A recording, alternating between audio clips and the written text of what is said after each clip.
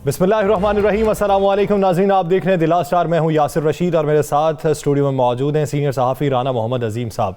नाज़रीन, साबिक chief justice Gilgit Baltistan Rana Shamim की तरफ से कुछ इल्ज़ामात लगाए गए हैं। वो इल्ज़ामात किस पे लगाए गए? साबिक chief justice Pakistan justice retired Saqib Nisar के ऊपर कि साकिब निसार से मेरी एक मुलाकात हुई, उस मुलाकात में उन्होंने किसी जज को अहकामात दिए कि साबिक वज़ीर आज़म मियाँ मोहम्मद नवाज शरीफ और उनकी साहबजादी मरियम नवाज के ऊपर जो इल्ज़ामात हैं उस पे उनकी ज़मानत नहीं होनी चाहिए तब तक जब तक इलेक्शन नहीं हो जाते। ये एक नया पिंडोरा बॉक्स खुला है और ये बाज़गश्त जो है पार्लियामान में भी सुनाई दी। अदालत ने तौहीन अदालत का नोटिस भी जारी कर दिया है। इस ज़िमन में जब ये बयान जारी हुआ तो साबिक वज़ीर आज़म शाहिद खाकान अब्बासी का भी एक बयान सामने आया। वो बयान पहले मुलाहिज़ा करते हैं, फिर हुकूमती पे जाएंगे, फिर कुली तौर पर इसका इहाता करेंगे। राना शमीम साहब की बात में यकीन करना पड़ेगा। एक आदमी ने हलफ के तहत बयान दे दिया है। राना शमीम साहब झूठ बोल रहे हैं, इनको बदतरीन सजा दी जाए। अगर ये सच बोल रहे हैं तो फिर जस्टिस साकिब निसार की जगह जेल में मियां साहब को नाअहल करार दिया गया, फिर सियासत से लैदा किया गया। कौन सा इंसाफ रह गया? चीफ जस्टिस पाकिस्तान के इलेक्शन में मुदाखलत कर रहा है। क्या ये बात पार्लियामान में नहीं आनी चाहिए? ये तो मौक़िफ़ था पाकिस्तान मुस्लिम लीग नून के सीनियर नायब सदर का। हुकूमती मौक़िफ़ क्या है? वज़ीर इत्तलात फवाद चौधरी क्या इस हवाले से कहते हैं, वो भी ज़रा मुलाहिज़ा कर लीजिए। नून लीग ये करती है कि जब भी उनकी कोई तारीख अदालतों में लगने वाली होती है वो जजों को, इदारों को और अदालतों को खराब करने के लिए एक पूरा मैकेनिज्म शुरू कर देते हैं। हमेशा इन लोगों ने कोशिश की है कि अदालतों को मुतनाज़ा किया जाए। मौसूफ पहले सिंध हाई कोर्ट में उनको जज लगाया गया और वहाँ पे वो चंद महीने जज रहे, उसके बाद इनको सैक कर दिया गया। नून लीग ने 2015 में इनको अपना जाके वहाँ पे जज लगा दिया। राना साहब, जब ये खबर मंजर आम पे आई उसके बाद हुकूमती मौक़िफ़, अपोजिशन के इल्ज़ामात, आप अब तक इस खबर की जांच पड़ताल क्या कर सकें? बिस्मिल्लाहिर्रहमानिर्रहीम, अस्सलातु वस्सलामु अलैका या सय्यदी या रसूलल्लाह, अस्सलातु वस्सलामु अलैका या सय्यदी या हबीबल्लाह। या सर, ये खबर सुबह से जीनत बनी हुई है सोशल मीडिया की। टीवी चैनल्स पे leads, super lead, breaking news, सब कुछ चल रहा। अखबार टीवी चैनल्स पे, तमाम टीवी टॉक शोज़ में भी यही डिस्कस हो रहा है। इस एफिडेविट की वैल्यू क्या है, इससे भी डिस्कस किया गया। आपने एतजाज़ एहसन साहब का 92 में सुन लिया, उन्होंने क्या कहा। या सिर्फ एक चीज़ समझ नहीं आती, जब भी मियाँ मोहम्मद नवाज शरीफ या मरियम नवाज शरीफ साहिबा की तारीख पेशी होती है, उस यहाँ कुछ डेट लगने लगती है या कोई मामला चलने लगता है, तो उससे पहले अदलिया पर हमला क्यों होता है? सर, अरशद मलिक जज जो है, उनके हवाले से देख लें, उनकी पूरी वीडियोस, मुबैना वीडियोस सामने लाने वाले, उस पर सारा कुछ करने वाला लंदन चला गया, लंदन में बैठा हुआ है। जज साहब जो हैं, ये भी इस वक्त जहाँ पे मौजूद है, आपको पता है। आखिरकार बहुत से लोगों का ज़मीर उस वक्त क्यों जागता है जब वो अपने ओहदे पे नहीं होते? अगर सच है तो, अगर सच है तो उस वक्त ज़मीर क्यों जागता है जब वो अपने ओहदे पे नहीं होते? उस वक्त ज़मीर क्यों जागता है जब किसी को उसका फ़ायदा होना होता है? आप ज़रा थोड़ा सा हमें माजी में जाना पड़ेगा, हमें देखना पड़ेगा कि अदलिया के ख़िलाफ़ पहले कौन जाता था। फिर मैं एक मिनट में आपको बता दूंगा, सुप्रीम कोर्ट पे हमला किसने किया? सुप्रीम कोर्ट पे हमला हुआ, जजेस पे सही किसने हमला किया वो सबको पता, सबको पता। उसके बाद जजेस, जिन जजेस ने खिलाफ फैसला दिया, उनके हवाले से क्या क्या गुफ्तगू भी सबको पता है। अब आज जो मामला हुआ, जो एक स्टोरीज कल आई, उसके बाद ये स्टोरी चली और मरियम साहिबा का ट्वीट आया, ट्वीट के बाद मियां नवाज शरीफ की बड़ी हंसते हुए एक तस्वीर आई, ये सारा कुछ, और आज मुस्लिम लीग नून की प्रेस कॉन्फ्रेंस, फिर हुकूमत का जवाब, ये चलता रहेगा एक दो दिन।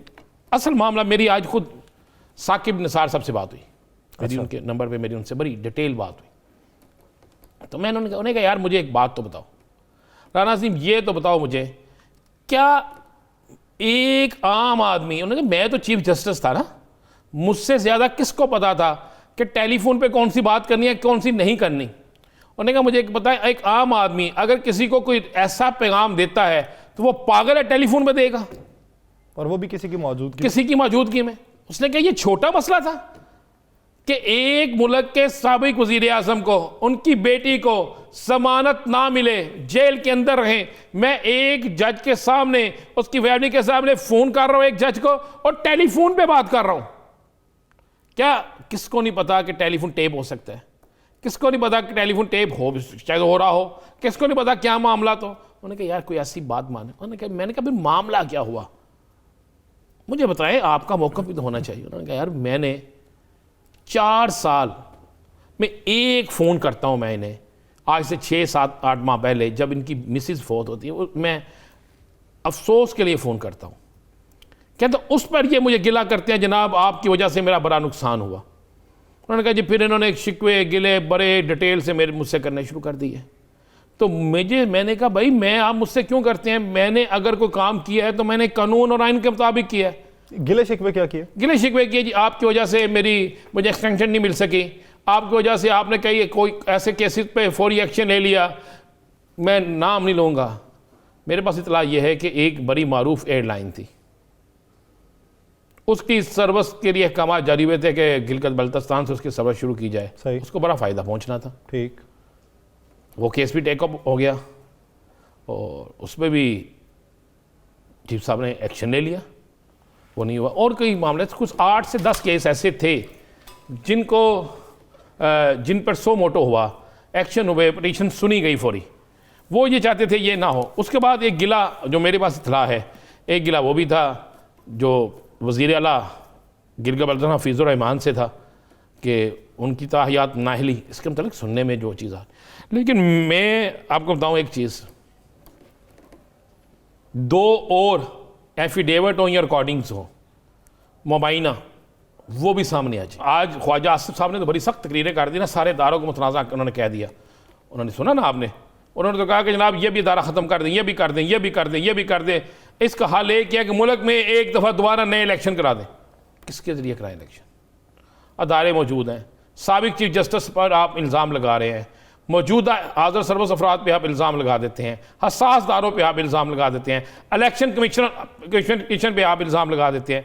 या सर ये सारा क्या आप ये समझते हैं कि ये सिर्फ साबिक जज पे इल्ज़ाम लगाया गया? क्योंकि अगर फर्ज कर लिया, साबिक जज पे नहीं लगाया गया, ये पाकिस्तान की अदलिया पे लगाया गया है। अदलिया पे तो है ही है, लेकिन ये हो भी सकता है कि किसी हाजिर सर्विस पे भी आपने इल्ज़ाम लगाया। आप जो हवाला दे रहे हैं फ़ोन का कि फ़ोन किया गया किसी को, तो अब क्या किसी को पता कि वो जज जिसे फ़ोन किया गया है वो तो हाजिर सर्विस हो ही सकता है ना? नहीं है जी, हो ही सकता है। और मैं इसलिए कह रहा हूँ कि ये गेम कहीं और से चली है। या सर ये गेम कहीं और से चली। चले मुझे बताएं, अखबार में स्टोरी कब प्रिंट हुई? सुबह जी। रात के कितने बजे ट्वीट था मरियम साहिबा का? मुझे उसका वक्त का चले, मरियम साहब का रात को ट्वीट था। सही। मरियम साहिबा को ख्वाब आ गई? मरियम साहिबा को किसने इतला दे दी? इतला तो दी गई होगी, क्योंकि अगर लंदन से हुआ है तो इतला तो फिर पहले मौसूल हो गई। समझ लेना चाहिए ना, जब जहां से हुआ, फिर जिनके पास इतला आई, जिन्होंने आज प्रेस कॉन्फ्रेंस की, जिन्होंने बाकी सारा कुछ आगे रखा, ये सारा कुछ मैं वही कह रहा हूं। 4 साल पहले एक वाकया हो गया या 3 साल पहले एक वाकया हो गया, उस वाकये को उस वक्त क्यों नहीं सामने लाया गया? 1 साल बाद क्यों नहीं सामने लाया गया? क्यों नहीं लाया गया यासर? इसलिए नहीं लाया गया कि उस वक्त का तयन नहीं था। मुझे तो कुछ लोगों ने, बड़े अहम लोगों ने यह भी कहा कि चूंकि उन्हें पता है कि कुछ चेन ऑफ कमांड चेंज हो रहा है, कुछ और मामला हैं, तो ये अपने कोशिश कर रहे हैं कि किसी तरीके से हम ये साबित करें कि हम बहुत ताकतवर हैं, हमारे साथ कोई कंप्रोमाइज किया जाए। चले मैं आपको अंदर की बात बता देता हूं। समझते हो उन उम्मीदों पे तो पानी फिर चुका, मजीद फिर जाएगा ना। मैं कह रहा हूं कि इन्होंने कहा कि हम ये साबित कर देंगे हमारे पास, हम जब चाहे जिसके खिलाफ चाहे जो चाहे ला सकते साहब। मुझे पता मेरी आज की इस गुफ्तगू से बड़ी तकलीफ होनी है और सोशल मीडिया पे एक नई चीज़ें शुरू हो जाती है, लेकिन मैं आपको ये मुसद्दका कह रहा हूँ। मैंने एक ज़िम्मेदार शख्स से पूछा, मैं कि जी इसका क्या रिजल्ट निकलेगा? उसने कहा कुछ नहीं निकलेगा, फ़ायदा लेने वाले नुकसान में जाएंगे। मैंने कहा ये आप क्या कह रहे हैं? उन्होंने कहा जी मैं आपको बिल्कुल कह रहा हूँ, जो फ़ायदा लेने वाले हैं वो नुकसान में जाएंगे और कोई नहीं, ये हुकूमत भी कायम रहेगी, सब कुछ रहेगा, उल्टा इनको नुकसान होगा। ये यासर मैं आपको वो मुसद्दका इतला दे रहा हूँ। अच्छा, मेरा एक सवाल है राना साहब आपसे, आपकी सहाफ़ती नज़र क्या कहती है कि जब एक बड़ा हल्का एक बड़ा हल्का इस बात पर राजी हो चुका था कि हुकूमत के खिलाफ तहरीक जो है वो हम किसी दूसरे तरीके से चलाएंगे जिसमें अवामी राय शामिल हो। तो फिर ये पैंतरा बदलने की क्या जरूरत पेश आई? तारीख है 17 तारीख को क्या हो रहा है? पेशी है मरियम साहिबा की। 17 देखे ना, मैं वही कह रहा हूँ कि 4 साल में ज़मीर नहीं जागा। 3 साल पहले एफिडेविट नहीं आया, 2 साल पहले एफिडेविट नहीं आया, अब अचानक एफिडेविट आ गया। मैंने आपको बता दिया है कि ये 2 अदारों को पैगाम देने के लिए किया गया है कि जनाब हम बड़े ताकतवर हैं, हम किसी वक्त भी कुछ कर सकते हैं, लिहाजा इसके लिए तैयार हैं। लेकिन इसके समरात कैसे बुरे भुगतने पड़ सकते हैं नाजरीन, इस पर भी रोशनी डालेंगे। ब्रेक पे जाना है, ब्रेक के ज्वाइन करेंगे वज़ीर मुमलिकत बराए इत्तलात फ़ारूक हबीब साहब। कहीं नहीं जाइएगा, स्टे विद अस।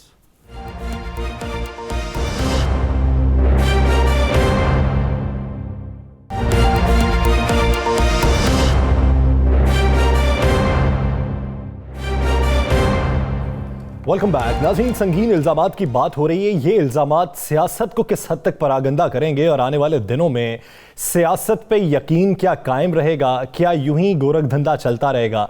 एक तरफ हुकूमती मौक़िफ़ हम लेंगे, दूसरी तरफ राना अजीम साहब साथ मौजूद हैं। सहाफ़ती तहकीक पे भी रोशनी डालेंगे। वज़ीर मुमलिकत बराए इत्तलात फ़ारूक हबीब साहब हमें ज्वाइन कर चुके हैं। फ़ारूक साहब बहुत शुक्रिया आपके वक्त का। फ़ारूक साहब, किसी का मौक़िफ़ ये है कि 2 साबिका जज साहिबान की आपसी रंजिश है, एक दूसरे पे इल्ज़ामात हैं, इग्नोर कर देना चाहिए, लेकिन इसमें एक उनसर ये शामिल है कि एक तीसरे जज को भी शामिल किया गया जिसको फ़ोन पे अहकामात जारी किए गए हैं। अब कहानी में किरदार कितने बनाए गए, किसने खुद अखज़ किए, ये एक अलग से बहस है, लेकिन ये तो सीधा सीधा एक हाजिर सर्विस जज के ऊपर भी इल्ज़ाम लगाया जा रहा है। देखें, ये अदलिया के ऊपर हमला है और आप इसकी टाइमिंग देखें कि 17 तारीख को मरियम सफदर की जो अपीलें हैं उसके ऊपर समाअत है और जिन मुअज़्ज़िज़ जज साहब का इस बयान हल्फी के अंदर जिक्र किया गया है वो उस बेंच का हिस्सा है और बुनियादी तौर के ऊपर टारगेट तो उनको किया गया है और जिसका हवाला ये दे रहे हैं, जो अफसाना नगारी इन्होंने की है वो किसी से ढकी छुपी नहीं है। दूसरा, यही राना शमीम जो हैं ये नवाज शरीफ के अपॉइंटी हैं। राना मकबूल जो एक्स-IG हैं, जो मौजूदा सेनेटर हैं, और सारी दुनिया को पता है कि उनके साथ इनका क्या ताल्लुक है, नून लीग के साथ इनका क्या ताल्लुक है, वो भी किसी से ढका छुपा नहीं है। ये बुनियादी तौर के ऊपर उसको टारगेट किया गया है और मैं समझता हूँ कि जो अदलिया ने, इस्लामाबाद हाई कोर्ट ने जो नोटिस भी लिया है उसमें बड़ा वाज़ेह है कि ये कंटेम्प्ट ऑफ कोर्ट को अट्रैक्ट किया है इन्होंने। किस तरीके से जो है वो पब्लिकली एक जो प्रोसीडिंग्स जो हैं वो अंडर अभी चल रही हैं वहाँ पर और उसके ऊपर जो मुतलका जज हैं उनका जिक्र कर देना, मैं ये समझता हूँ कि ये PMLN ने अपनी तारीख दोहराई है। सुप्रीम कोर्ट हमला हो, जस्टिस कयूम रिटायर्ड को टेलीफोन कॉलें करके शहबाज शरीफ की तरफ फैसला लिखवाने का मामला हो, जस्टिस रमदे का मामला हो, उनके बेटे को बाद में इन्होंने एडवोकेट जनरल लगा दिया पंजाब का, वहाँ नवाजा गया, रफीक तारड़ को सदर पाकिस्तान बनाकर जो है वो नवाज दिया गया। ऐसी बेशुमार मिसालें, इनकी तारीख बड़ी पड़ी है नून लीग की। मैं ये समझता हूँ कि इन्होंने जो ये काम किया है, आप मुझे ये बताएं कि मेरिट के ऊपर तो इन्होंने अपना केस कभी चलाया ही नहीं है, ये वही तारीख इन्होंने दोहराई है। मैं इसको कहूँगा कि फिर मैं कहूँगा कि अदलिया की बहाली के लिए, कानून की बालादस्ती के लिए हमने बड़ी जदोजहद कर रखी है। PMLN जब नवाज शरीफ को नाहल किया, मुझे क्यों निकाला, जजेस को बोगस वगैरह कहना, उनकी फैमिलीज और जजेस के लिए ज़मीन तंग करने का बात होना, हर जगह के ऊपर नून लीग ने इदारों के ऊपर, अदलिया के ऊपर जो है वो हमेशा हमले किए हैं, हमेशा अटैक किए हैं। ये फिर वही पुरानी फिल्म इन्होंने चलाई है। इस किस्म का जो बयान हल्फी है उसको सामने लाकर, और इसकी कड़ियाँ कहाँ जुड़ती हैं, वही चार्ल्स ड्रॉस्टन जो कि नोटरी पब्लिक है, जो नवाज शरीफ की जितनी भी हेल्थ रिपोर्ट्स हैं उनको नोटराइज करता है, वही राना शमीम की बयान हल्फी को नोटराइज करता है। और ये बयान हल्फी 3 साल 4 साल बाद क्यों आ रहा है? ये ज़मीर इनका जब समाअत हो रही है उस वक्त जागा है। नहीं, देखें, बुनियादी तौर के ऊपर फिर मैं कहूँगा कि ये लंदन में नोटराइज हो रहा है, वहीं पे जहाँ पर हुसैन नवाज, हसन नवाज, नवाज शरीफ की मेडिकल रिपोर्टों को जिस नोटरी पब्लिक से नोटराइज करवाते हैं वहीं से जाकर ये नोटराइज हो रहा है। तो बुनियादी तौर के ऊपर ये सवाल तो पूछना बनता है, कौन सा ऐसा कर्ज है जो कि नवाज शरीफ का आज राना शमीम जो है वो उतार रहे हैं, और दूसरे आईनी तौर के ऊपर तो ये पाकिस्तान के किसी आईनी कोर्ट के जज भी नहीं है। और जब ये एडहॉक जज थे तो इनको परमानेंट कंफर्म नहीं किया गया, इनके अपने कॉन्डक्ट के ऊपर इतने सवालात हैं, उसके बावजूद नवाज शरीफ ने इनको जो सुप्रीम एपलेट कोर्ट है गिलगित बल्तिस्तान की, उसका इनको चीफ जज लगा दिया गया। उसके ऊपर मैं समझता हूं कि यही वजह थी कि इनकी उनके साथ लॉयल्टीज थी। आज उन्हीं लॉयल्टीज क्या के बुक्स ऊपर निकाला गया? राणा साहब आपसे जानूंगा, आप क्या समझते हैं कि जब ए पे हमले होते हैं उससे आपकी अपनी साख कितनी मुतासिर होती है बतौर पार्टी? दूसरा ये कि एक साबिक जज इल्ज़ाम लगा रहा है, तो जब वो इल्ज़ाम लगा रहा है तो इसका मतलब ये कि वो अपना मुकद्दस पेशा जिसका वो हिस्सा रहा है उसने उस पूरे को परागंदा कर दिया। यस सर, आपने बड़ी अच्छी बात की, लेकिन क्या माजी भूल गए? सुप्रीम कोर्ट पर हमला हुआ तो उसके बाद क्या ये वज़ीर आज़म नहीं बने? जस्टिस रिटायर्ड मलिक अब्दुल कय्यूम की वीडियो सामने, ऑडियो सामने आ गई, क्या उसके बाद इनको वोट नहीं पड़े? हमारी कौम को बोलने की आदत है, हम भूल जाते हैं जुर्म, बड़े से बड़ा जुर्म भूल जाते हैं। अब मुझे बताएं, एक ही सवाल है, क्यों नहीं हमारे सीनियर एंकर पर्सन जो है सुबह से लेकर शाम तक बैठे हुए हैं, वो क्यों नहीं ये बात करते? क्यों नहीं सियासतदान ये बात कहते कि मुझे बताएं कि मुकद्दस तरीन उसका पेशा है, जज फैसला करना है, उसके हाथ में वो कलम है, उसने उस तराजू को लेकर जाना है कि जो इस्लाम के मुताबिक है, इस्लामी कवानीन के मुताबिक उसने फैसले करने हैं, कानून और आइन को देख के फैसला करना है। उनके सामने एक जुर्म हो रहा है और एक बहुत बड़ा ये जुर्म है। अगर ये जुर्म हुआ है तो उस जुर्म पे वो खामोश है, इसका मतलब इसका वो हिस्सा थे। अगर हिस्सा नहीं थे तो फिर क्यों खामोश थे? क्या मुफाद था उनको साबिक चीफ जस्टिस से? कोई मुफाद था? इसका मतलब दुरुस्त है बात, उस मुफाद की वजह से खामोश रहे। अगर उस मुफाद की वजह से खामोश रहे हैं तो फिर तो इसका हिस्सा है। अगर मुफाद नहीं था और खामोश रहे हैं तो फिर भी ये जुर्म है। और अगर आज 4 साल बाद उनका ज़मीर जागा है, 3 साल बाद जागा है, तो फिर ये जुर्म भी नहीं, ये उनका ज़मीर भी नहीं जागा, फिर पीछे से कोई और जागा है, किसी और चीज़ है, किसी और ने कुछ और किया है, ये भी देखना होगा। अगर फ़रख हबीब साहब से मैं पूछता हूँ, फ़रख साहब आपने अभी ये दावा किया है कि उनका राना मकबूल का बड़ा गहरा तल्लक है।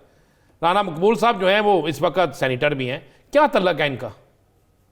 देखिए, बात यह है कि उनके वकील भी रह चुके हैं, उन्होंने इनके लिए सारा जो है वो रास्ता जो है वो पेव किया आगे आने के हवाले से। पीएमएल के साथ इनके रास्ते किसी ढके छुपे नहीं है, पूरा कराची जानता है। ये तो बात वो हो ना जिस बात को ये कोई जानता ना हो, जो नो हाव रखने वाले हैं, जो वकालत के वकील तो देखें, वकील तो बहुत से ऐसे हैं, एक वक्त में इत्तेजाज हसन नवाज शरीफ के साथ केसेस भी देखते रहे हैं, उनकी मुखालफत भी करते रहे। वकील होना तो कोई करीब होने का जवाज नहीं है ना। तो इनके लिए रास्ता पेव करने वाले हैं, उन्होंने तो इनको जो है वो हेल्प किया नवाज शरीफ के जरिए। वहां पर जो सुप्रीम कोर्ट है, जो उनका चीफ एपलेट कोर्ट है, उसका चीफ जज बनने के लिए। लेकिन ये फिर मियां नवाज शरीफ के ही वजीर आला के खिलाफ क्यों थे? मैं आपको ये कह रहा हूं कि वहां पर इनका इख्तलाफ हो सकता है किसी उसकी बुनियाद के ऊपर, लेकिन आज जो इनकी अपॉइंटमेंट हुई, आज ये उसी लॉयल्टी को पे ऑफ कर रहे हैं। देखिए, मेरा तो बुनियादी सवाल ये है कि जो सिटिंग जज मौजूद हैं इस्लामाबाद हाई कोर्ट के, वो मोअज़्ज़िज़ जज हैं।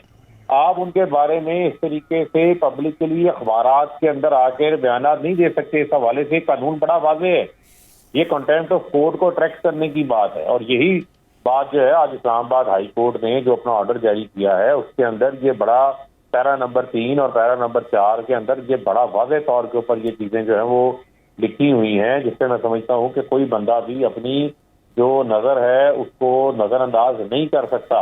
हबीब साहब, मेरा एक सवाल है बुनियादी तौर पे, आप क्या समझते हैं, क्या कोई दायरा कार वजह नहीं होना चाहिए? अब अपोजिशन आज आपसे चेयरमैन नैब की तौसी के मामले पे खाइफ है, वो इल्जामात लगाती रहती है, कल कला कोई बात निकल आई फिर आप पे ये इल्जाम लगना शुरू हो जाएंगे, तो ये सिलसिला कैसे रुकेगा जिससे हम अपने अवाम को ये बता सकें कि जो भी सिस्टम है वो मजबूत है, उस पर किसी का असर और रसूख नहीं? देखिए, बुनियादी तौर के ऊपर तो इसके मैं समझता हूँ इस्लामाबाद हाई कोर्ट ने जो है वो नोटिस भेज दिया है, उन्होंने मुतल्लिका लोगों को नोटिस भी जारी किए हैं। अब उन्होंने जो आज का अपना ऑर्डर है उसके अंदर भी बड़ा वाज़ेह कानून का जो है वो हवाला दिया है, और मैं समझता हूँ कि इसके ऊपर कल की प्रोसीडिंग्स देखते हैं कि उन प्रोसीडिंग्स को वो कैसे लेके चलते हैं। लेकिन ये नहीं हो सकता कि आप सिटिंग जज जो केस भी आपका सुन रहे हैं और उनके साथ मुतल्लिक आप एक ऐसी स्टोरी बनाकर जो है उसको पब्लिश कर दें उस बयान हल्फी की बुनियाद के ऊपर, और उसके ऊपर आप ये तासुर देने की कोशिश करें कि आपके जो केसेस हैं वो किसी तरीके से जो है उनको जो है वो क्रिएट किया गया है, जबकि आप अपनी रसीदें नहीं दे सके। इन 4 फ्लैटों की कोई रसीदें नहीं आई, सवाई चलें फिर हबीब साहब जरा इससे आगे निकलते हैं, जरा सियासत की तरफ चलते हैं। राणा साहब मेरा एक सवाल आपसे है, आप क्या समझते हैं कि जब कानूनदान भी ये राय रखते हैं कि ये जो एफिडेविट है ये इन्हें कानूनी तौर पे कोई फायदा नहीं दे सकता, तो फिर अगर ये मामला उछाला गया और जानबूझ के उछाला गया तो फिर मुहर्रिकात क्या नजर आते हैं आपको? मुहर्रिकात बड़े सिंपल से नजर आते हैं। आप किसी को प्रेशराइज करना चाहते हैं, आप किसी पे प्रेशर डालना चाहते हैं। आपने आज सारा दिन मीडिया की जीनत एक चीज बना दी, आपने एक ऐसा माहौल पैदा कर दिया कि अगर कोई शख्स जो बैठा है उसको मजबूर करने की कोशिश की है कि आप बेंच से लैदा हो जाओ। आपने कोशिश की है कि ये तासर देने की कि अगर हमारे खिलाफ कोई भी जाएगा, चाहे मेरिट पे जाए, मेरिट पे जाते हैं ना सारे फैसले तो मेरिट पे होते हैं, तो हम तुम्हारे साथ ये करेंगे। जैसा किया उन्होंने, मुझे बताया ना, अरशद मलिक आपके सामने है। मुझे उस वक्त क्यों नहीं बोले? आज तो प्रेस कॉन्फ्रेंस में जहां पे इन्होंने बात की करनी चाहिए थी ना कि जस्टिस रिटायर्ड कयूम की जो ऑडियो आई थी उस पर क्यों नहीं बात की इन्होंने? और भी बहुत से वाकयात है उस पर क्यों नहीं की? यार सर ये प्रेशराइज करने के लिए एक था ये मैंने आपको कहा कि ये दो अदारों को ये पैगाम देना चाहते थे। सही, उन अपनी तरफ से इन्होंने पैगाम दिया है, लेकिन कई दफा ऐसी होती है कि सीधी उल्टी पड़ जाती है। मुझे लग रहा है कि ये उल्टी पड़ती हुई दिखाई दे रही है। आप बात को कंटिन्यू करें। फरहान हबीब साहब इससे आगे निकलते हैं। इत्तेहादी राजी हो गए? इत्तेहादी हैं, इन इत्तेहादियों के साथ हमारा 3.25 साल का मैं समझता हूँ इत्तेहाद है, और इस इत्तेहाद को हम मजीद मजबूत बनाना चाहते हैं। हम उनके तहफ़्फ़ुज़ात भी सुनते हैं। ईवीएम के हवाले से हमने उनको ब्रीफिंग भी दी है। आज एमसीएम के वफद को भी हमने पूरी ब्रीफिंग दी है, और बुध के रोज जो है वो हमने जॉइंट सेशन पार्लियामेंट का जो है वो दोबारा तलब किया है। वहाँ पर इस हवाले से जो है वो कानून साजी भी की जाएगी, और मैं समझता हूँ कि जो हमारे इत्तेहादी हैं वो इसके ऊपर जो है वो यकीनन हमारे इन बिल्स के ऊपर जो है वो साथ देंगे। और काफ लीग आपके साथ है? शफाफ इंतखाबात के काफ लीग राजी हो गई? आपने एमकेएम की बात की, काफ लीग की बात नहीं की? देखें, हमने उनको भी अप्रोच किया है, और आज वज़ीर आज़म साहब के साथ जो मुलाकात की है उसके अंदर उनके 2 वफाकी वज़रा जो हैं वो वहाँ पर मौजूद थे, और मैं समझता हूँ कि इस हवाले से हमारी ये तवक्को है कि वो भी इसके ऊपर जो है वो हमारा साथ देंगे। और हम हर वक्त जो है फिर वही कह रहा हूँ, आपकी तवक्को है कि उन्होंने हाँ कर दी है, अभी कोशिश जारी है या उन्होंने कह दिया कि हम साथ देंगे? मेरे पास कुछ और इत्तला है ना, इसलिए कह रहा हूँ। देखिए, उसके ऊपर अच्छी बात है कि वही अनाउंस करें तो अच्छी बात है, मैं समझता हूँ। लेकिन हमने उनको भी रीच आउट किया है, उनके तहफ़्फ़ुज़ात को भी सुना है, उन तहफ़्फ़ुज़ात को हमने जो है वो दूर करने की भी कोशिश की है। अब वो काफ लीग भी एक इंडिपेंडेंट जमात है, हमारे साथ ही जरूर है।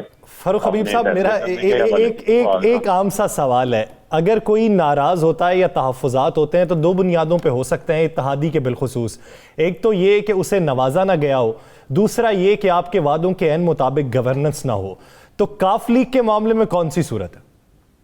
देखिए, मैं नहीं समझता कि इसके ऊपर किसी ऐसी सूरत के ऊपर आप बात कर सकते हैं। ये हमेशा बातचीत जो है वो आपकी होती रहती है, और आप हमेशा आपका इत्तेहाद किसी टर्म्स की बुनियाद के ऊपर होता है। और मैं समझता हूँ कि हम अपने इत्तेहादियों को पहले भी साथ लेके चले, अब भी साथ लेके चलेंगे, और जो हमारे हुकूमती फैसले हैं उनके ऊपर हमेशा हम उनको एतमाद में लेते हैं। और ये तो बुनियादी तौर के ऊपर तो ये कानून साजी किसी ज़ात के मुताल्लिक है ही नहीं है ना। ये तो 20 से ज़ायद ममालिक में ईवीएम इस्तेमाल हो रही है दुनिया के अंदर।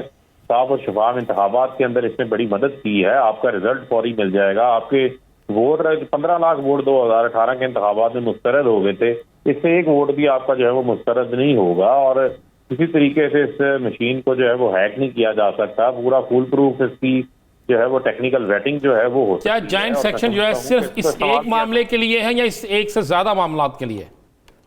नहीं, इसमें मुख्तलिफ और भी कवानीन हैं जो काफी देर से जो है वो पेंडिंग। वो 8 कवानीन जो हैं वो कौन कौन से हैं? वो कौन कौन से मामलात हैं जो 8 मामला जिनका जिक्र किया जाए? मुख्तलिफ कवानीन है, वो अभी डिसाइड हो रहा है। वो आपका जो कल जब बिजनेस अनाउंस होगा उसके अंदर उनकी तफसीलात जो है वो सामने आ जाए। चलें ये बता दें, इस दफा क्या अपोजिशन की हाजिरी मुकम्मल होने देंगे? देखें, अपोजिशन ने अपनी हाजिरी खुद पूरी करनी है। अगर अपोजिशन के लोग उनके साथ मौजूद नहीं है और वो उनको उनकी आपके पास क्या इतला है कितने लोग आपके साथ हैं अपोजिशन के जो नहीं आएंगे? देखें बात ये, देखें राणा साहब, ये तो आपका तो हमेशा आप सवाल करते हैं खबर लेने के लिए, और अच्छे साथी की निशानी भी ये होती है, लेकिन अच्छे तर्जमान की निशानी भी ये होती है कि वो खबर वही देता है जो खबर उसकी कल को बाउंस ना हो। तो मैं समझता हूँ कि इसके ऊपर तो जो अपोजिशन का मामला है वो अपोजिशन जाने, हम तो अपनी हुकूमत और अपने इत्तेहादियों के ऊपर फोकस करें। चले राणा साहब, मैं आपसे खबर लेता हूँ, क्या लगता है आइंदा इजलास के अंदर अपोजिशन का रवैया क्या होगा? देखें अब अपोजिशन का बड़ा जारहाना रवैया होगा, लेकिन अपोजिशन के कुछ लोग बीमार हो सकते हैं, लेट भी हो सकते हुकूमती ख्वाहिश पे फिर फरख हबीब जो है, फिर फरख हबीब साहब ने कहना कि खबर दे दी। मेरे पास तो यही इतला है जी। फरूख हबीब साहब, अगर इससे थोड़ा सा आगे बढ़े, महंगाई पे अगर हम बात कर, राणा साहब मौसम तब्दील है, किसी का गला खराब हो सकता है, मौसम तब्दील है, मौसम का असर हो सकता है, डेंगू भी हो सकता है, गला खराब होता है, अल्लाह ना करे, अल्लाह ना करे जी, सब खैर से अल्लाह बचाए जी सबको। फरूख हबीब साहब, महंगाई के हवाले से बात कर लेते हैं। हमारे वजीर ख़जाना ये कहते हैं कि मुल्क की हालात ठीक होने में, यानी तरक्की याफ्ता होने में हमें 30 से 40 साल भी लग सकते हैं। दूसरी बात यह कि महंगाई का एतराफ़ हर वजीर करता है, हमें हवाला बाहर के ममालिक का दिया जाता है, लेकिन पर कैपिटा इनकम जो हमारी है वो बहुत मुख्तलिफ है। तो हालात अवाम के बस में कब तक आते दिखाई दे रहे हैं आपको? देखिए, पहले तो बुनियादी तौर पे सवाल, आप जब पर कैपिटा का हवाला देते हैं तो आपको तकाबली जायजा करना चाहिए कि माजी की जमातें पर कैपिटा कितना बढ़ा के गई हैं, वो पाकिस्तान की जीडीपी को कितना बढ़ा करके गए थे। पाकिस्तान की मैक्सिमम जीडीपी जो है वो 315 अरब डॉलर के ऊपर गई है, आज भी वो 300 अरब डॉलर के करीब है और इंशाल्लाह इस साल जो है वो उससे ज़्यादा क्रॉस करेगी। हमने जो है वो नए नौकरियों के मौके जो है वो क्रिएट किए हैं। हम जिन सेक्टर्स के ऊपर काम कर रहे हैं ग्रोथ का, जिसमें कंस्ट्रक्शन सेक्टर शामिल है, जिसमें एग्रीकल्चर ग्रोथ शामिल है, जिसके अंदर आईटी सेक्टर के अंदर ग्रोथ शामिल है, इसमें जॉब क्रिएशन शामिल होती है। वर्ल्ड बैंक की रिपोर्ट के मुताबिक जो गुर्बत पाकिस्तान के अंदर 5.5% से थी, वो कम होकर 4.7% के ऊपर आई है। तो पॉवर्टी लेवल को भी जो है वो हमने इम्प्रूव किया है। ये डेटा के साथ चीज़ें साबित होती हैं। हमारी एक्सपोर्ट्स में इजाफा हो रहा है, हमारी रेमिटेंसेज में इजाफा हो रहा है, हमारी टैक्स कलेक्शन में 37% इजाफा हुआ, हमारी लार्ज स्केल मैन्युफैक्चरिंग के अंदर 7.5% का इजाफा हुआ, हमारी जो टेक्सटाइल की एक्सपोर्ट्स हैं उसके अंदर इजाफा हुआ। ये वो इंडिकेटर्स हैं जो ये साबित कर रहे हैं कि पाकिस्तान की मईशत जो है वो दुरुस्त सिमत में जा रही है। अब ट्रिकल डाउन इफेक्ट लेकर आना है, उसके लिए हुकूमत डायरेक्ट इंटरवेंशन कर रही है, जिसके लिए आपके इल्म है कि 120 अरब रुपए का हम एहसास के तहत एहसास राशन प्रोग्राम लेकर आए। और हबीब साहब, आपने इलेक्शन लड़ा, लड़के जीत के आगे, बड़ा तगड़े उम्मीदवार से आप जीत के आए।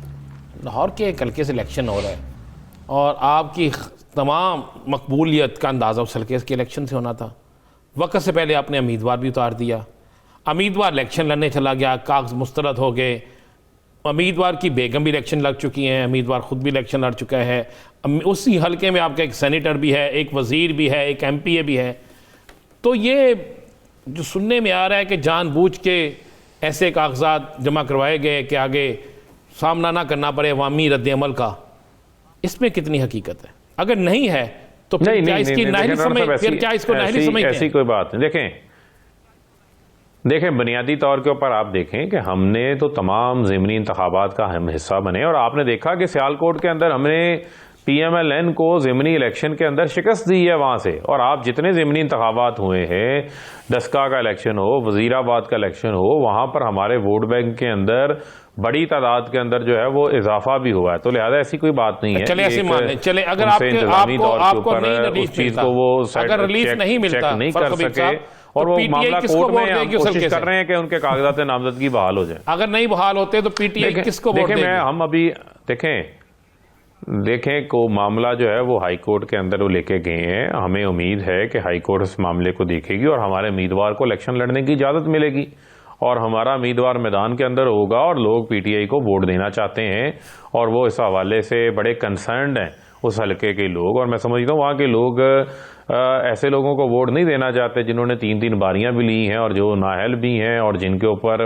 मुल्क के खजाने को लूटने के जुर्म जो है वो साबित हुए हैं। सही, यानी हल्का 133 में आपको अपने उम्मीदवार को अदालत से रिलीफ मिलने के इम्कानात हैं और मैदान में उतरने के हवाले से भी आप पुरअज़्म हैं। बहुत शुक्रिया वज़ीर ममलिकत बराए इत्तलात फरूख हबीब साहब इस हवाले से अपना वक्त देने के लिए। नाज़रीन, दीगर पे बात करेंगे एक शॉर्ट ब्रेक के बाद, कहीं नहीं जाइएगा, स्टे विद अस।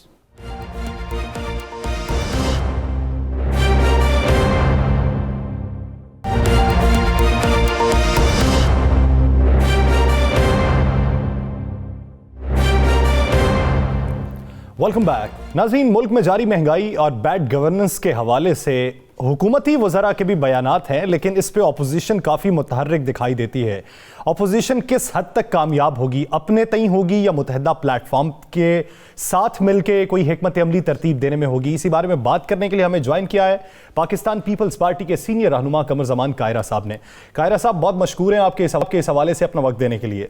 कायरा साहब, क्या समझते हैं, महंगाई उरूज पर, आटे का बहरान, बहुत से बहरानों का हमें सामना है, तो इस ज़िमन में पाकिस्तान पीपल्स पार्टी अपने तई पीडीएम से अलहदा होकर ही तहरीक को आगे बढ़ाएगी या फिर पीडीएम में वापसी का रास्ता इख्तियार करने का सोच लिया?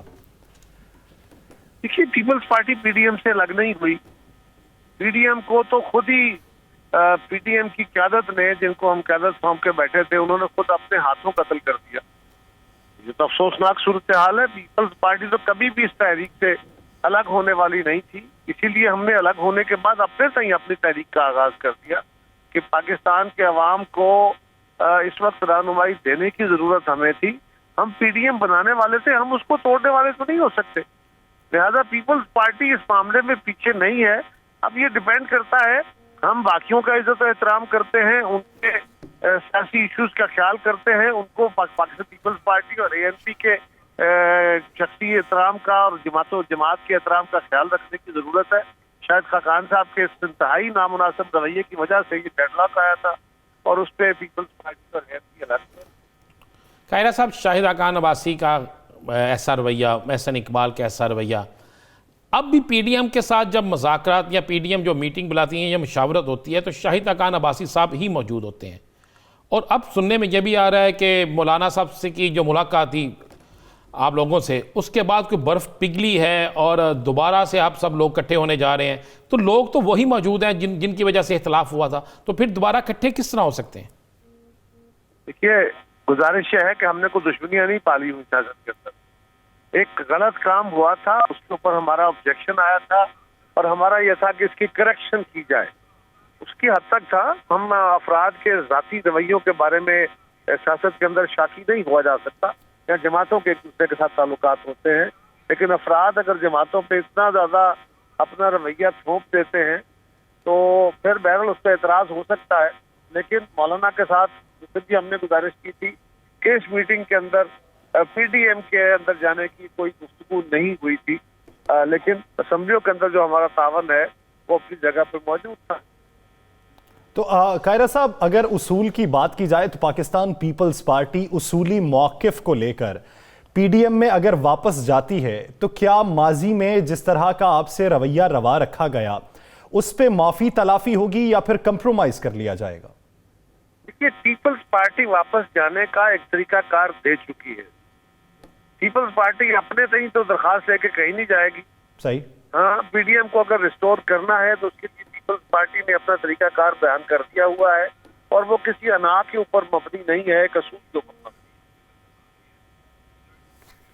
सही। कायरा साहब, ज्वाइंट सेशन आने वाला है आगे, तो अगर ज्वाइंट सेशन आता है तो ऑपोजिशन का किरदार क्या होगा? कुली तौर पे होगा या फिर अपने तय होगा? देखिए, एक है असेंबलियों के बाहर हमारा क्या रोल, एक है असेंबलियों के अंदर हमारा क्या रोल। असेंबलियों के अंदर हम पहले दिन से इकट्ठे मुख्तलिफ इश्यूज पे अपोजिशन इकट्ठी होती है और आज भी होती है। असेंबलियों के बाहर हम इकट्ठे हुए थे तो हमने हुकूमत की चूल्हे हिला दी थी, लेकिन फिर ये बदकिस्मती से ये एक ऐसी सूरत हाल पैदा हो गई जो हमारे लिए बड़ी तकलीफ दे आई। सो असेंबलियों के बाहर की सूरत हाल को अंदर मुंतबिक नहीं किया जा सकता। असेंबलियों के अंदर हमारी पोजीशन बड़ी वाज़ेह है और वहाँ पे अपोजिशन मुत्तहिद और मुश्तरका तौर पे लाएअमल इख्तियार कर। कायरा साहब, आपकी मैंने लाहौर में गुफ्तगू सुनी, आपने कहा मुस्लिम लीग नून के मुतल्लिक़ कि मुस्लिम लीग नून बैकडोर जो राब्ते किसी और से कर रही है उसे छोड़ दे और असल अपोजिशन बन के आए।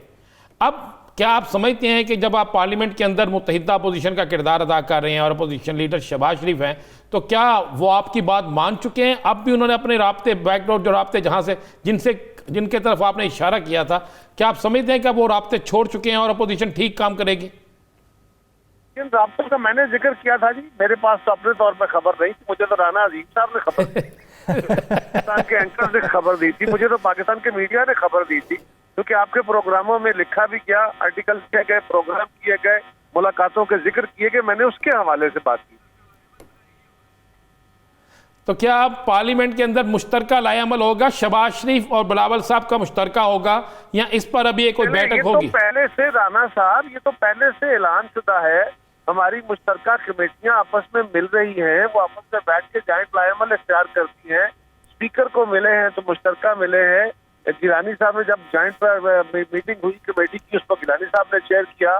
कौमी असम्बली की मीटिंग होती है, बाकी हमारी जमात के लोग भी जाते हैं, बाकी लोग भी जाते हैं, ANC के लोग अपने आते हैं, JUI के लोग, सब मेंबरान सारी अपोजिशन वहाँ पे मुतहद है। और बिलावल साहब ने भी चंद दिन कबल कहा कि हम शहबाज शरीफ साहब की कहत पे बिल्कुल मुश्तरका लाएअमल इख्तियार करेंगे।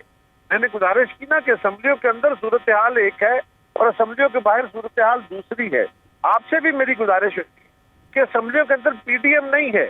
PDM वो इत्तेहाद था जिसमें असम्बलियों के अंदर मौजूद थी, और कुछ जमातें वो थी जो रीजनल जमातें हैं या सूबाई असम्बलियों में हैं, या कुछ जमातें वो हैं जो है ही नहीं लेकिन वो PDM का हिस्सा है थी। लिहाजा उसको अलग अलग तनाजुर में देखने की जरूरत है। कायरा साहब, चेयरमैन बिलावल भुट्टो ने अपने अवाम को ये कहा था, कारकुनान को ये कहा था, तैयारी कर लें, कभी भी इलेक्शन हो सकते हैं। क्या आप समझते हैं कि मुल्क की मौजूदा जो सूरत हाल है, बिलखुसूस मुआशी सूरत हाल, कबल अज वक्त अगर इलेक्शन होते हैं तो कोई भी पार्टी जो बरसर इक़्तिदार आएगी वो मईशत को संभाला दे सकती है? देखिए, हालात बड़े गंभीर हो गए हैं। पहले भी मुश्किल थे, ये नहीं था कि पहले बड़े आसान हालात थे, लेकिन इस हुकूमत की गलत पॉलिसियों और नालायक हिकमत अमली की बदौलत हालात बहुत ज्यादा खराब। और अब इसका कोई और इलाज नहीं है कि एक फौरी तौर पे एक नए इलेक्शन की तरफ जाया जाए। अब नया इलेक्शन कैसे हो, उसी में पीपल्स पार्टी का मौक़िफ़ था कि नए इलेक्शन को कैसे कराया जाए। जिस तरह पीपल्स पार्टी का मौक़िफ़ बाकी PDM की जमातों से मुख्तलिफ था बाई इलेक्शन पे, और हमारा मौक़िफ़ दुरुस्त साबित हुआ। पीपल्स पार्टी का मौक़िफ़ मुख्तलिफ था बाकी जमातों से सेनेट के इंतखाब में, और हमारा जो तरीक़ाकार था या हमारा जो मौक़िफ़ था वो दुरुस्त साबित हुआ। इसी तरह हमारा नए इंतखाब के लिए हम मुस्लिम लीग का भी यही ख्याल है, JUI का भी यही ख्याल है, बाकी PDM की जमातों का भी यही ख्याल था, और पीपल्स पार्टी का ख्याल ये था कि फौरी तौर पे इलेक्शन कराने का तरीकाकार क्या होगा। उसका तरीकाकार यही हो सकता है ना, पहले बात तो यह है कि हुकूमत के इत्तेहादियों से छोड़ जाए, और को धक्का देकर तो गिराए नहीं जाती है हुकूमतें। और दूसरा तरीका ये हो सकता है कि उनके खिलाफ अदम एतमाद लाया जाए। और फिर ये भी जरूरी है कि क्या आपने मौजूदा इलेक्शन कवानीन के और जवाबत के तहत इलेक्शन लड़ना है। अगर उसी तरह इलेक्शन होना है, उन्हीं कवानीन और जवाबत के तहत होना है, तो फिर इलेक्शन के ऊपर एतराज होंगे। तो पीपल्स पार्टी का लॉजिकल मौक़िफ़ था कि इन असम्बलियों के अंदर से अदम एतमाद के जरिए इस हुकूमत को खत्म किया जाए, नई हुकूमत तश्कील दी जाए, और फिर इत्तेफाक राय से सारी जमातों और तमाम स्टेक होल्डर्स की मिशावरत से एक कानून साजी की जाए फ्री एंड फेयर इलेक्शन के लिए, और फिर असम्बलियां डिसॉल्व करके इलेक्शन की तरफ जाया जाए। वरना अगर इन्हीं अगर कल असम्बलियां डिसॉल्व हो जाती है तो फिर तो यही इलेक्शन लॉज होंगे, यही तरीकाकार होगा। कायरा साहब, क्या हुकूमत के इत्तेहादी कोई अपोजिशन से राब्तों में है, और क्या आप जो बुध के रोज जॉइंट सेशन होने जा रहा है उसमें कोई बड़ा सरप्राइज देने जा रहे हैं? जी इंशाल्लाह अब अपने अपोजिशन का मुश्तरका जो रवैया होगा, मुश्तरका लाएअमल होगा, इंशाल्लाह हुकूमत के लिए वो सरप्राइज होगा। हुकूमत के इत्तेहादी हुकूमत से नालां और नाराज है। पहले भी उनको हुकूमत को सुबकी उठानी पड़ी थी, अब भी सुबकी उठानी पड़ेगी। पर हम समझते हैं कि पाकिस्तान के अवाम इस वक्त जिस इस्तराब में, जिस परेशानी में और जिस इंतहाई गुस्से में है, अब हुकूमत के इत्तेहादी तो एक तरफ, अब तो हुकूमत के अपने मेंबरान जो हैं वो उस गुस्से का सामना करने को तैयार नहीं है, क्योंकि अगले इलेक्शन में उनको वोट नहीं मिलेंगे। लिहाजा अब लोग उनको छोड़ रहे हैं। मैं समझता हूँ मेरी आवाम इस वक्त इस्तराब का शिकार है, हुकूमत इस वक्त मुश्किल में है, और ऑपोजिशन जो है वो हुकूमत को सरप्राइज भी करेगी और आवाम की बेहतरी के लिए हिकमत अमली तरतीब देगी। बहुत शुक्रिया कमर जमान कायरा साहब इस हवाले से 92 न्यूज़ को अपना वक्त देने के लिए। नाज़रीन, इलेक्शन 2023 की तैयारियों के हवाले से बात करेंगे एक शॉर्ट ब्रेक के बाद। कहीं नहीं जाइएगा, स्टे विद अस।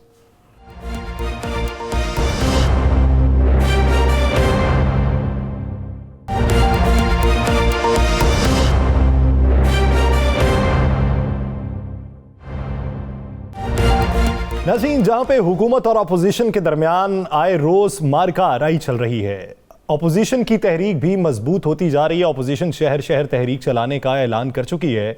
तो इस तहरीक के समरात क्या मिलेंगे? अपोजिशन को ये उम्मीद है कि वक्त से पहले भी इंतखाबात हो सकते हैं। अगर वक्त से पहले इंतखाबात हुए तो वो किसके हक में होंगे, ये भी एक सवाल है। लेकिन 2023 के इलेक्शन के लिए तैयारियां क्या चल रही हैं? राना साहब की तरफ बढ़ते हैं। राना साहब, इंतखाबात के हवाले से अब तक की अपोजिशन की तहरीक समझें तो हम यही समझ सकते हैं कि इलेक्शन कैंपेन है, बसूरत दीगर की उसे कहा जाए कि यह अवामी तहरीक है। लेकिन तैयारी किसकी मजबूत ज्यादा लग रही है आपको? या सर, एक तो चीज़ ज़हन में रख लीजिएगा, मैं आपको एक क्लियर और साफ बता दूं, मुस्लिम लीग नून, पाकिस्तान पीपल्स पार्टी किसी सूरत में नहीं चाहते कि फौरी इलेक्शन, जेन्युइन फौरी इलेक्शन हो। ये मैं आपको मुसद्दका बात कह, वो हक में भी नहीं जाते उनके। वो कहते हैं जी, इस वक्त मैंने एक बड़े पीपल्स पार्टी के लीडर से बात की, उसने कहा राना अज़ीम आप किस पे बैठे हो? मैं कहा कुर्सी पे। कहता आपका दिल करेगा कुर्सी के नीचे हाथ रख दो ताकि आपका हाथ कट जाए। मैं कहा ये क्या बात? उसने कहा पागल, इस वक्त में तो कोई शख्स जो है वो किसी सूरत में इलेक्शन नहीं चाहता, कौन महंगाई को कंट्रोल करेगा? उसने कहा जी महंगाई कंट्रोल नहीं हो सकती, मुआशी हालात इससे भी बदतर हो जाएंगे, हम आएंगे, कोई भी आएगी। इन्होंने फिर कुछ कर लिया। उसने कहा इसलिए ये सिर्फ हम अपनी कंपेन कर रहे हैं, हम अवाम में जाने के लिए कह सकें कि जनाब हम अवाम में आ गए हैं, जनाब हमने हुकूमत की मुखालफत की है, हमने हुकूमत की महंगाई के खिलाफ तहरीक चलाई है, हमने हुकूमत की महंगाई के खिलाफ बड़ा प्रोटेस्ट किया है। उसने कहा ये सिर्फ इसलिए हो रहा है। मैंने कहा फिर ये आपका मुत्तहिदा हो जाना और दूसरे तीसरे 2023। उसने कहा 2023 में आपको जो इत्तेहाद नज़र आ रहा है पोजीशन का, ये 2023 की दूर की बात है, 2022 में भी नहीं होगा। उसने कहा हम सब ने एक दूसरे के खिलाफ इलेक्शन लड़ना है, बस इससे आगे कोई नहीं है। हम अपना उसने पंजाबी में कहा अपना सौदा बेचने पे हैं, जितने में जो बिक गया। यासर ये बात, अब आपको यासर एक बड़ी चीज़ आपको बता दूं, ये बिल्कुल ये डेवलपमेंट आपको नजर आ जाएगी। आइंदा 2023 के इलेक्शन में पंजाब के अंदर तीसरी बड़ी जमात टीएलपी होगी। मैं एक्सपेक्ट कर रहा था तहरीक लब्बैक पाकिस्तान जो है ये पंजाब में तीसरी बड़ी जमात होगी। क्योंकि वो कालदम भी नहीं रही, अब उनको इलेक्शन की भी इजाजत है, सारा कुछ चल रहा है उनका। और मौलाना हादम साहब रिजवी मरहूम और साद रिजवी, ये बड़े भरपूर तरीके से इनकी पूरी जमात अब हर हल्के में इलेक्शन लड़ेंगे। और उसके बाद सिंध में आ जाए, ये पंजाब को मैंने आपको बता दिया तीसरे नंबर पे होगी, ना पीपल्स पार्टी तीसरे नंबर पे होगी, ना कोई और जमात तीसरे नंबर पे होगी। और पहले से ज्यादा ये वोट लेंगे पंजाब के अंदर, लाहौर में ये वोट ज्यादा लेंगे, ये लिख लीजिएगा। मैं ये नहीं कह रहा, मैं आपको वो कह रहा हूं जो एक सर्वे हुआ है। उसके बाद आप आ जाए सिंध, आपकी तवक्को से ज्यादा सिंध के कराची में पहले से ज्यादा नशिस्तें होंगी। पहली दफा मौलाना अहमद शाह नूरानी शाह नूरानी मरहूम के बाद मुझे नजर आ रहा है कि मजहबी जमात कर। उसके बाद आ जाए केपी के, बलोचिस्तान में ये वैसे नहीं होंगे। केपी के में आपकी मेरी तवक्को से बरअक्स ये ज्यादा वोट लेंगे। ये राना साहब मेरे ख्याल और से ये इस वक्त खतरे की गारंटी है उन सियासी जमातों के लिए जो सियासी जमातें कुछ और का सोच रही थी। और ये मैं आपको ये भी बता दूं, कई बड़ी सियासी मजहबी जमातें जो हैं आइंदा 2023 के इलेक्शन में उनके लिए भी ये उनकी शायद सियासी छुट्टी हो जाए। राना साहब ये बड़ा सवाल, ये बड़ी बात नहीं है, ये खबर नहीं है कि ये तीसरी बड़ी जमात होगी। बड़ी खबर वो बताएं कि ये डेंट किसको डालेगी? ये डेंट डालेंगे आपको बता दूं मैं, तहरीक इंसाफ और मुस्लिम लीग दोनों को। ये मैं आपको बता रहा हूं, ये तहरीक इंसाफ और मुस्लिम लीग नून, ये उन दोनों को यहां पे डेंट डालेंगे। कराची के अंदर ये पीपल्स पार्टी को शदीद, एमकेएम पीपल्स पार्टी, इनको ये डेंट डालेंगे। केपीके के अंदर भी ये पीपल्स पार्टी और तहरीक इंसाफ को डेंट डालेंगे। ये मैं आपको जो कह रहा हूं, आप वक्त आएगा देख लीजिएगा। और इस पे मैं आपको बताऊं, आज बल्दियाती इलेक्शन होने दें, आपको बल्दियाती इलेक्शन जो हो रहे हैं उससे पहले रिजल्ट नजर आ जाएगा। और ये रिजल्ट नजर इसलिए आ जाएगा यासर, एक जो जब ये गिरफ्तारियां हुई उसके बाद दीगर मामला हुए तो एक रिपोर्ट बनी कि गिरफ्तारियां नंबर 1, नंबर 2, नंबर 3 तीनों कैटेगरी की गिरफ्तारियां होगी। फिर भी कैसे चल गया? तो पता चला कि इनकी 10 तक भी आप गिरफ्तारियां करें, 10 तक भी, उसके बावजूद इनके रूट्स बने हैं और इनके लोग मौजूद हैं। तंजीम साजी बहुत मुनज़्ज़म की गई है जिसकी वजह से रूट्स काफ़ी मजबूत हैं और इसी वजह से ये जमात लम्हा ब लम्हा उभर कर सामने आती जा रही है। नाज़रीन, आज के प्रोग्राम से मुझे और राना साहब को दीजिए इजाज़त। अपना ख्याल रखिएगा। अल्लाह निगहबान।